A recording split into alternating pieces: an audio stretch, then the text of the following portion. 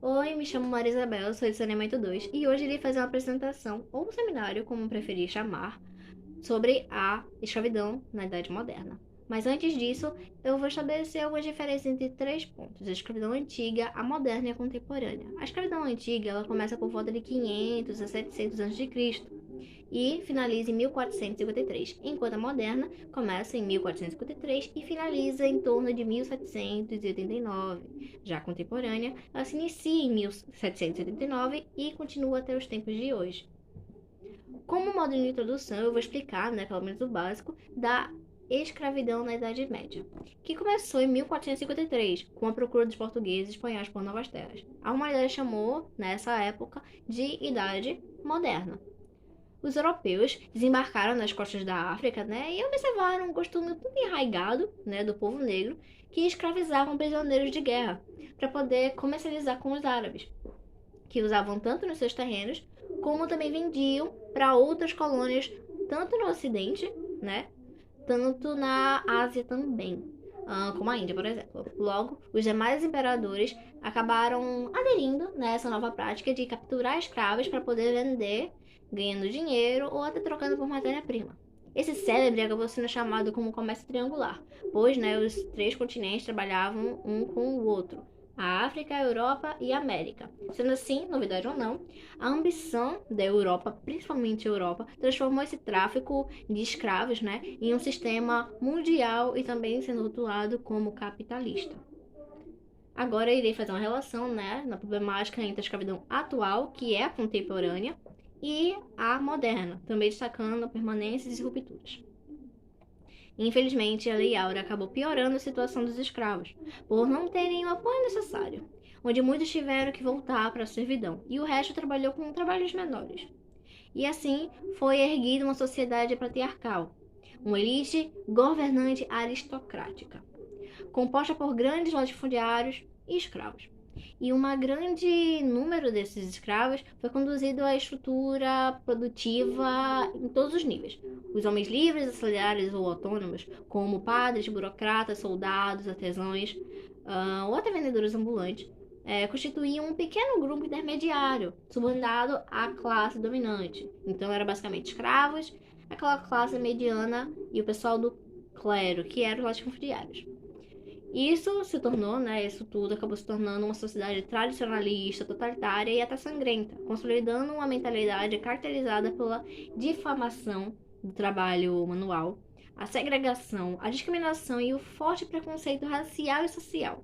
Os escravos tentavam reagir com tudo, com a fuga das plantações, o suicídio, o aborto, as revoltas e a formação de aldeias, que eram os quilombos, ou até mesmo as expressões religiosas, que dava medo por parte dos proprietários brancos, que eram, acabavam se tornando formas de existência à escravidão, que acabaram por muito tempo não funcionando. O termo escravidão moderna é usado para designar uma relação de trabalho em que as pessoas são forçadas a se envolver em trabalhos contra a sua própria vontade, por meio de intimidação, por meio de ameaças, detenção, violência física ou psicológica. Atualmente, a escravidão afeta mais de 45,8 de pessoas no mundo. De acordo com o Índice Global de Escravidão de 2016, divulgada pelo Asher Alk Free Foundation, a fundação definiu a escravidão como uma situação de exploração, da qual não se consegue sair porque está sob ameaça, violência, coerção ou até abuso de poder. Sendo assim, podemos refletir ou até afirmar sobre serviços como serviços domésticos remunerados a partir de uma visão histórico-cultural. E também outros cargos como trabalhadores em empresas de pesca, onde milhares de pessoas eram obrigadas a trabalhar em barcos de pesca e não podiam nem ver a costa durante anos. Normalmente esses serviços não ficam aos olhos do público, acontecendo em propriedades particulares ou empresas fechadas.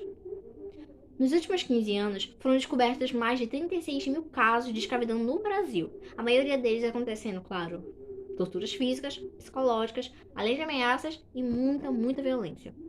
Não podemos esquecer também os trabalhos que empregam mão de obra escrava, como o tráfico de drogas ou a mendigagem, com a utilização do trabalho escravo infantil, a exploração sexual ou o trabalho em fábricas de maconha.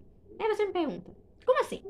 É mais ou menos a mesma situação da exploração sexual, onde muitas pessoas eram chamadas para trabalho ou até cursos no exterior, com expectativa de ganhar dinheiro, pois normalmente as pessoas estavam devendo muito. Precisavam realmente de dinheiro, as pessoas não tinham muito, tipo, não estavam em alta classe social. E, né, elas eram obrigadas, acabavam indo e eram obrigadas a trabalhar na fabricação de drogas, ou até mesmo como bonecas sexuais, vamos dizer assim. E acabavam tendo os seus pertences levados, documentação confiscada, né, e tendo que trabalhar essa mão de obra de graça. Assim, a gente pode ver como a pobreza e a carência, ela acaba desempenhando um papel muito significativo no aumento da vulnerabilidade das pessoas à escravidão moderna. Além da desigualdade social, outros fatores que contribuem ao patriarcado é a discriminação de gênero. Ainda hoje, o trabalho escravo é caracterizado pela morte e pelo castigo corporal, alojamento sem rede, ou falta de iluminação, sem armário-cama, ou com jornada de trabalho superior a 12 horas por dia, sem alimentação, sem bebida ou sem equipamento de proteção. Entretanto, século XXI, né, a voz do movimento negro se fortaleceu com líderes como Nelson Mandela ou Martin Luther King, partindo da experiência da escravidão sofrida no século passado, atuando positivamente na luta contra a discriminação, condenando a segregação e o preconceito, conquistando espaço e afirmando a cultura afro-brasileira. Esse processo acontece, né, quando todos os segmentos da sociedade persistem em manter práticas escravistas, com mentalidade regressiva, mesmo que a lei considere crime.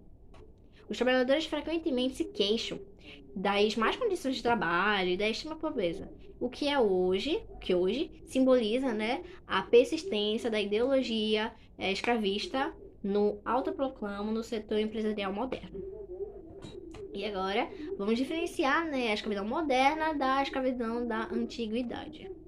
A escravidão surgiu por muito tempo atrás, por volta de 500 a 700 a.C., como eu falei lá em cima, com povos egípcios, romanos, gregos ou até mesmo hebreus, que, né, usaram esse trabalho braçal que escravizava milhares e milhares de trabalhadores. Porém, não existia diferença de cor, gênero ou crença religiosa. Além de que trabalhos de escravos e escravas eram usados de vários jeitos. Cada um tinha vários tipos de funções. Desde minas, campos, para cidades também, como artesãos ou até mesmo policiais. Alguns podiam até saborear o gosto de ser livre, juntando algum dinheiro, né, alguns valores, e podendo comprar, literalmente, a sua liberdade. Ou até alguns podiam ter poucos, mas alguns tinham regalias, dependendo da família que trabalhavam. No entanto, a maioria realmente sofria das mais difíceis e desgastantes situações de vida, podendo chegar até a morte. Concebidos como seres dotados de uma natureza fraca e condição de escravidão, se espalhou pais para filhos e fundou uma classe social que tinha uma série de atribuições, mas também alguns sendo, em geral, tradicionalmente ligados à família e inusitados para a venda de escravos, geralmente adquiridos por conquista militar. A evolução das relações de meio de produção viria a gerar de outras formas de dominação entre classes e estamentos sociais. Como exemplo, os servos medievais serviam aos donos de terra e também, né, tinham os seus utensílios, ferramentas no caso. Já os escravos, eles eram o próprio meio de produção. Eles não eram donos nem dos próprios corpos, nem das próprias ações. Apenas uma mercadoria entre senhores e traficantes. A escravidão moderna baseava-se na troca desses escravos por bens produzidos nas colônias e representava uma fonte de lucro e acumulação de capital para os capitalistas, além de criar as condições do desenvolvimento do mundo capitalista. Com isso, a gente pode acabar concluindo que a principal diferença, né, entre as instituições da escravidão moderna da antiguidade foi o caráter mercantil do escravo, além de uma forma de tratamento e de questão racial também. Agora ele ia apresentar relações com o processo de colonização do Brasil com a escravidão na época moderna. A escravidão aqui no território brasileiro começou nos meados do século XVI, com a chegada dos portugueses aqui no continente sul-americano. Os historiadores apontam que a principal motivação disso tudo foi a mão de obra, já que Portugal não tinha recursos para poder trazer materiais e pessoas de Portugal para aqui na terra, nossa terrinha brasileira. Com isso, eles tentaram usar os povos da terra, mais conhecidos como índios, mas acabou que não deu muito certo. Tentaram estabelecer confiança, depois a abordagem mais agressiva, acabou que não deu muito certo. Os índios fugiram por conhecer mais a nossa terra e acabou que deu tudo certo, pelo menos para os índios, uma boa parte deles. E aí começou uma nova fase aqui na escravidão no Brasil, que foi o tráfico negreiro. Durante essa época, o Brasil conquistou mais de 40% da quantidade total de vendas de escravos durante essa época em que o mundo funcionava através do sistema triangular. Já que não deu muito certo, né, com os índios, eles decidiram investir nesses navios negreiros, que acabou dando muito certo. Quando os navios chegavam aqui da África para o Brasil, eles prendiam os escravos em senzalas e eles trabalhavam em péssimas condições, tanto que a expectativa não passava dos 10 anos.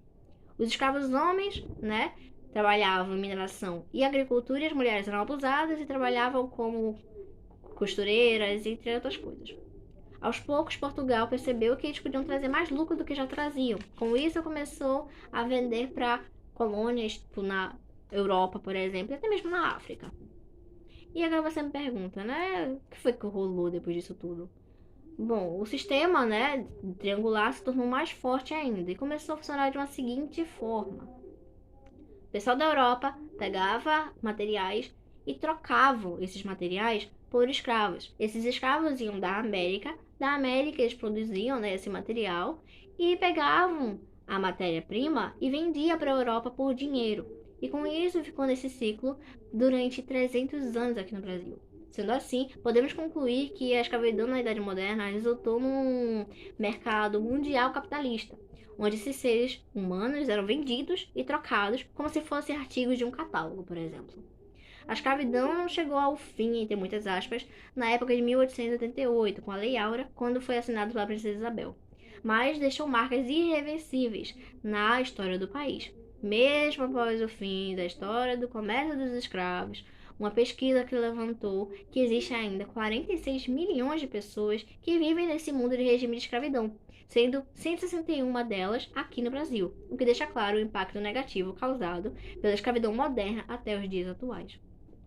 Como conclusão, farei também relações ao vídeo de Chimamanda, né, que é sobre o perigo de uma história única, que também é um livro e também virou uma palestra. Bom, dessa forma, a gente pode concluir em paralelo ao assunto da escravidão.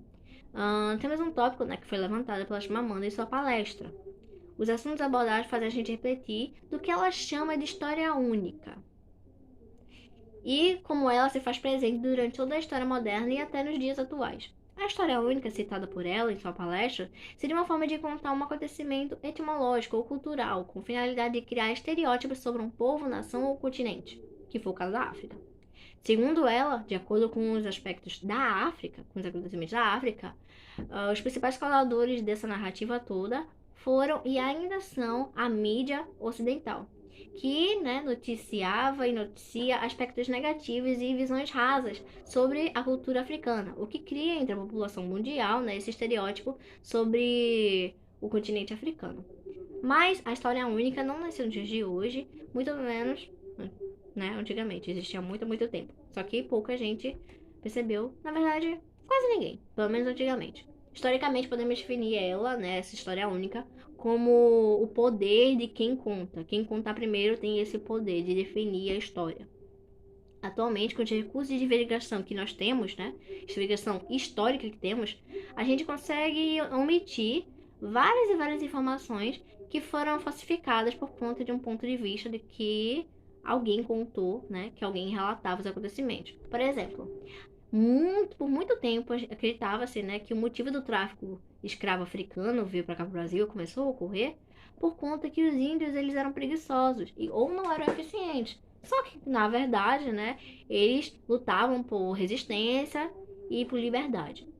Esse foi um exemplo muito claro, né, da história única que foi utilizada pelos portugueses para poder criar uma visão preconceituosa e horrenda sobre o povo indígena.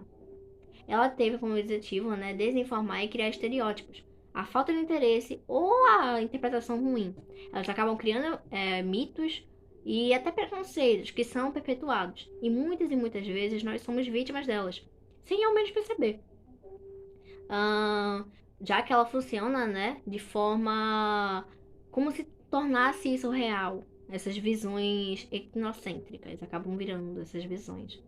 E como uma solução, como disse Amanda, e se a gente soubesse das histórias que a gente vive ou não, né? Por outras visões. O que é que você acha? Espero que você tenha gostado do meu trabalho. Bom dia, boa tarde ou boa noite. Espero que tenha gostado.